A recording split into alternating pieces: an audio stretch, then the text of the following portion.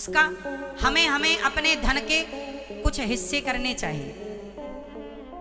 कितने हिस्से बताओ? धन के कितने हिस्से होने चाहिए? 4। धन के कितने हिस्से? 4।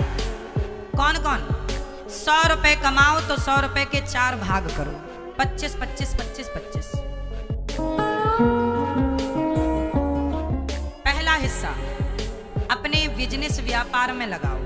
जिससे पैसा कमाया है उसमें लगाना पड़ेगा। दुकान से कमाया है, दुकान में सामान भी तो खत्म होगा, उसमें लगाना पड़ेगा। एक हिस्सा व्यापार में लगाओ। जैसे आप किसान हैं तो किसान, खेती आपकी ऊबड़ खाबड़ है, उसे ठीक करने में कुछ पैसा आपका लगेगा।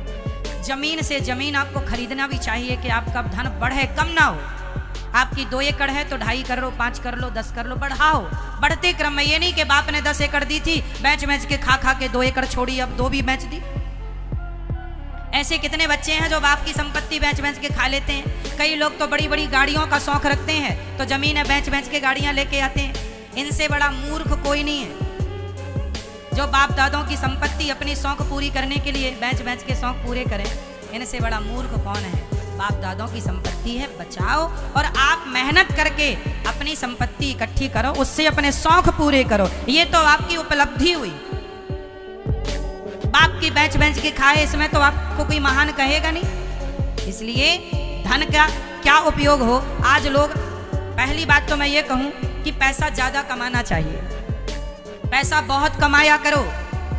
निठल्ले होके घर में बैठे रहने से, टीवी देखने से अच्छा है कि काम करो, पैसा कमाओ। पैसा बहुत कमाना चाहिए, खूब धन कमाओ। हाँ, धन धर्म से आवे, मेहनत से आवे, बेईमानी का ना आए, इससे बचना। पैसा बहुत कमाना और कमा के धन के 4 हिस्से। पहला हिस्सा आप अपने बिजनेस व्यापार को बढ़ाने में लगाओ। दूसरा हिस्सा आप अपने परिवार की जरूरतें, जैसे बिजली का बिल है, घर में राशन है, दाल चावल सब्जी रोटी सबके घर लगती है। धन का एक हिस्सा बिजनेस के लिए, एक हिस्सा आपके परिवार के लिए। धन का एक हिस्सा आपके भविष्य के लिए सुरक्षित रखो। कब के लिए? कि कल को लॉकडाउन लग जाए तो किसी के घर आटा ना मांगने, भैया आटा खत्म हो गया है। तो जब अच्छे दिन थे तब बचाया क्यों नहीं? ठीक है, हाँ या ना? तीसरा हिस्सा आपके बैंक में कुछ पैसा बचा के रखो। हमारी माताओं के पास पैसा आता है, कुछ माताएं तो वो सारे पैसों से लिपस्टिक खरीद के ले आती हैं, साड़ी वाड़ी खरीद लिया। मैया ज्यादा खर्च ना किया करो। तुम्हें पैसा मिले तो उससे कुछ बचाओ अपने लिए, आपके लिए। कल आपके पति को संकट आन पड़े, कल आपके जीवन में कोई भगवान ना करे मुसीबत आ जाए, तो पत्नी ही पति का साथ देती है आर्थिक रूप से भी। इसलिए आपको लक्ष्मी कहा गया है। आपके पास लक्ष्मी होएगी तब ना लक्ष्मी कहलाओगी, तब है ही नहीं। ठन ठन पाल है, कुछ नहीं है महाराज। सब हम लिपस्टिक पोत ली हमने, सबकी जितना मिला महाराज सबका हमने पोत लिया। वो 500 रुपए का बैग खरीद के ले आई, मटक मटक के चल रही है। जब तुम्हारे पास ऑलरेडी बैग है तो खरीदने की क्या जरूरत है? पैसे बचाने से बचते हैं, खर्च करने से खर्च हो जाते हैं। इसलिए कल भगवान ना करे कोई मुसीबत आए, पैसे रहे। अब धन का एक हिस्सा बचा, कौन सा? चौथा। धन के चौथे हिस्से के 2 भाग कीजिए। चौथे के 2 भाग कीजिए। 100 रुपए के हमने 4 भाग किए ना, तो अब 25 रुपए बचा, आखिरी भाग। उस 25 रुपए के 2 भाग और करो तो हमें 12.5 रुपए बचते हैं। ठीक है, अब 12.5 में 12.5 रुपए तो हमें अच्छे काम में खर्च करना चाहिए। जैसे वृंदावन में गौरी गोपाल वृद्धाश्रम में वृद्ध माओं की सेवा होती है।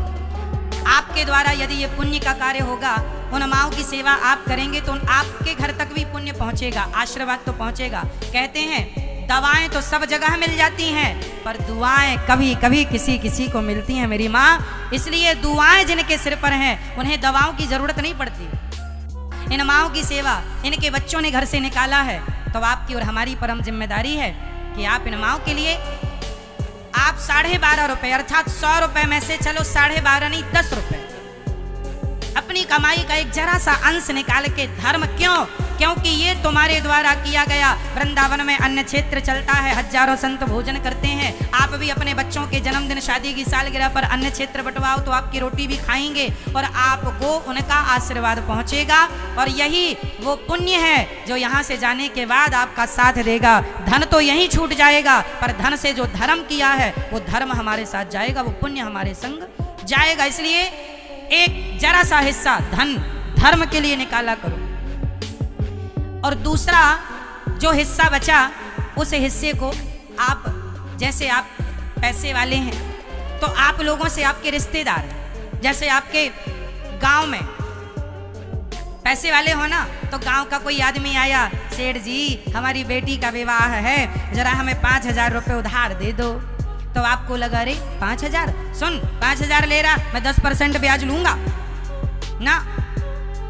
तुम 5,000 दे रहे हो, गरीब आदमी है, तुम्हारे से चुका देगा, वो भागा नहीं जा रहा है, उसकी मदद करना, उसकी बेटी का विवाह है। बताइए, गरीब का सहयोग करना। हम धनवान, जो भगवान ने आपको धनवान बनाया है, तो धनवान केवल इसलिए नहीं कि अपनी पत्नी अपने बच्चों का ही पेट भरो, अरे समाज की सेवा भी आपकी ही जिम्मेदारी होती है। तो जरूरतमंदों की जरूरतों पर आप खड़े हो जाएं, ये आपका धर्म है।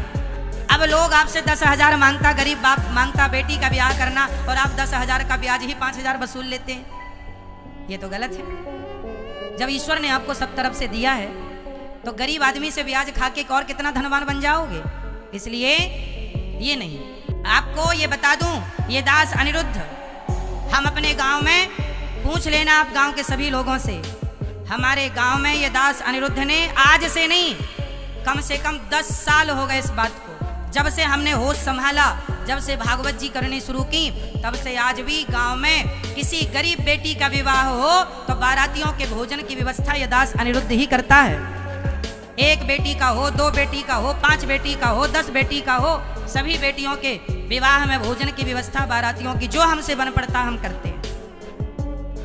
और ये आज से नहीं, जब से होश संभाला है इस दास ने, तब से कर रहा है। ईश्वर ने करने लायक बनाया तो करो, धन का अहंकार नहीं, धन आवे तो सेवा में लग जाओ, सेवा में लग जाओ। ईश्वर ने आपको चुना है सेवा के लिए, आप देने के लायक हैं तो दीजिएगा, सेवा कीजिएगा।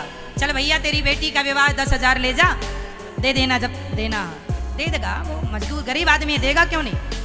गरीब आदमी गरीब होता है पर बेईमान नहीं होता, ये याद रखिएगा। सभी को जय श्रीमन नारायण। तो दोस्तों, आपने अभी सुना व देखा कि महाराज ने कैसे बताया हम अपने धन को, कमाए हुए धन को कैसे शुद्धता के साथ रखें।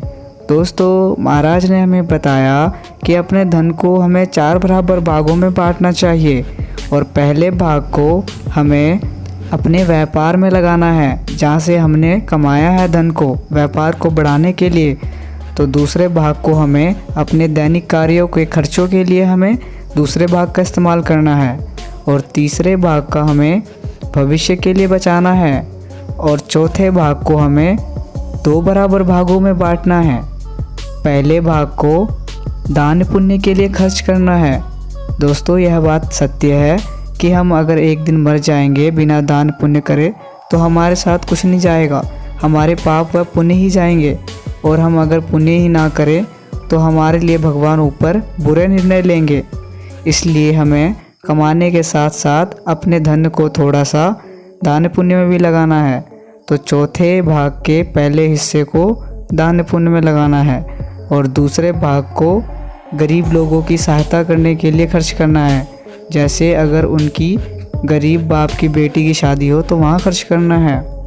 इस तरह से हमें अपने धन के 4 बराबर भागों में बांटना है।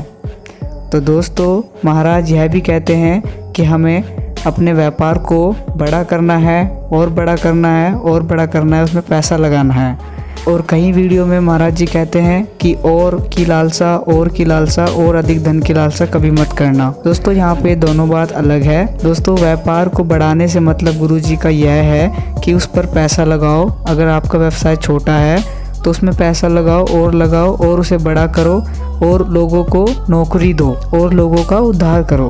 और दूसरी तरफ गुरुजी का यह कहना है कि अगर तुम धन कमाए जाते हो, तुम्हारा मस्तिष्क नहीं भरता धन से, और की लालसा करते हो, तो वो गलत है। क्योंकि मनुष्य की जो है आवश्यकताएं असीमित है, उसका मस्तिष्क कभी पैसे से नहीं भरता। वह और की लालसा करते रहता है तो वह अशांत रहता है, और दान पुण्य भी नहीं करता। तो वैसी हालत हमें नहीं बनानी है। हमें दान पुण्य करते हुए कमाना है, और उसी में ही खुश रहना है। तो दोस्तों उम्मीद करता हूँ आपको वीडियो पसंद आई। वीडियो पसंद आई तो वीडियो को लाइक ज़रूर कर लीजिएगा और चैनल को सब्सक्राइब नहीं किया है तो कर लीजिएगा। मिलते हैं इसी तरह की दूसरी वीडियो में। शुक्रिया आप सभी का यहाँ तक वीडियो देखने के लिए।